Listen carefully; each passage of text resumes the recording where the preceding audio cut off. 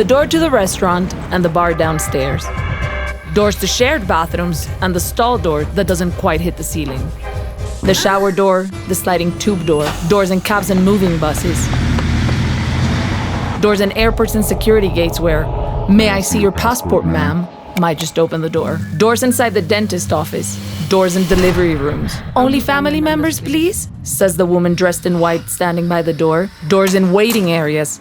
And then the door before the final door.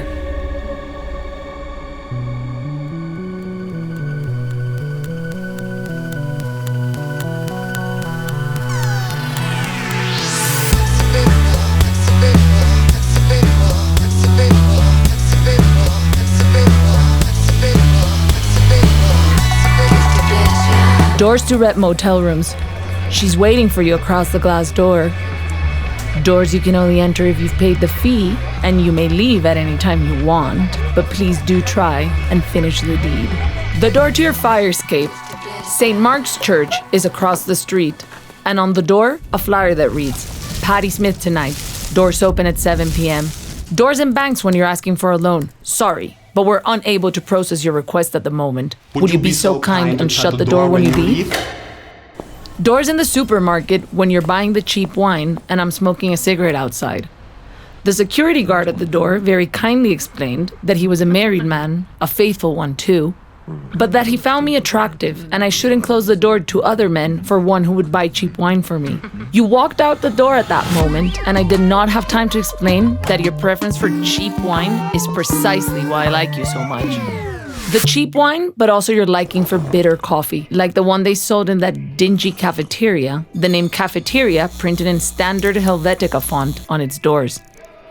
Gives you just the right amount of buzz without wanting to knock your head against the wall. You say, except one day, I realized that the real reason you like the black coffee was because the girl with the short green skirt had to climb up a ladder to get the sugar from the tin box above.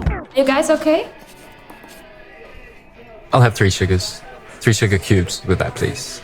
You say with that smirk on your face you use when you're trying to flirt.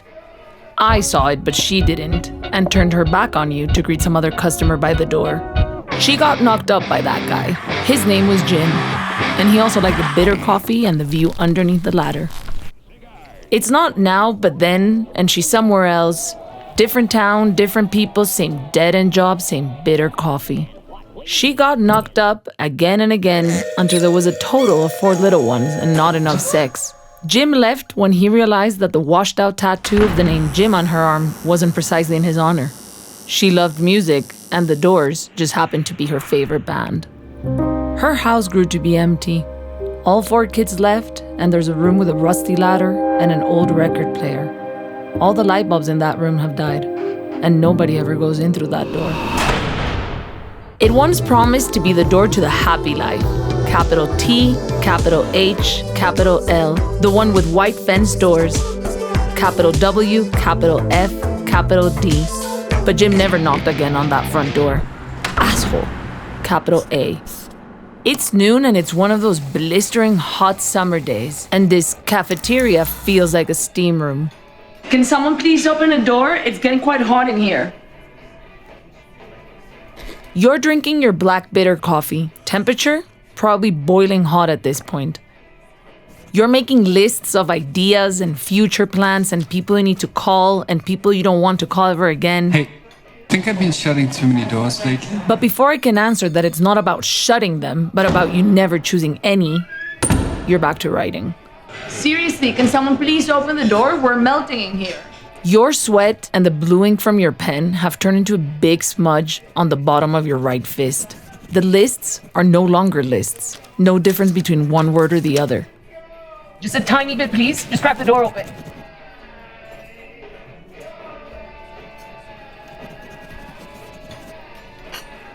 You see, at some point, you're gonna have to make a decision, or you're gonna end up stuck inside a bell jar with no door.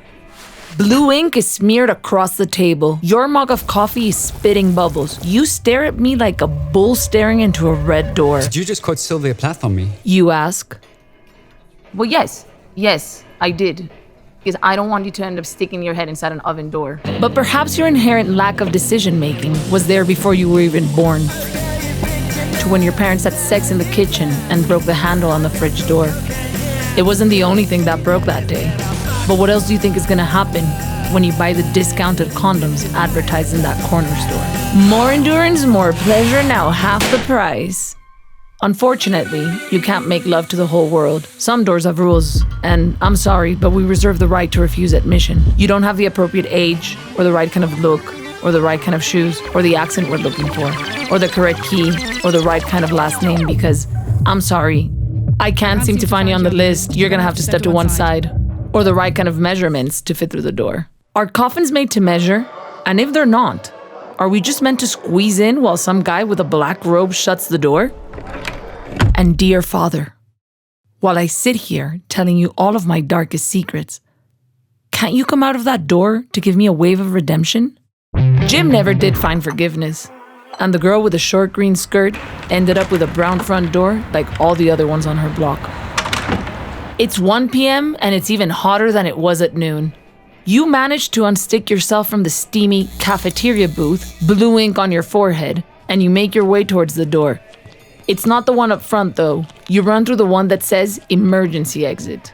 You walk 2 blocks north and 1 block east. You pop that card inside the machine. You're still halfway down the escalator when the overhead says, "The doors are now open." You jump the last 3 steps on that escalator, you make it to the end of the platform, and the train is still parked there. The doors are now ready to close. Synapses inside your brain are firing out 100 kilometers an hour. What if you run and don't make it?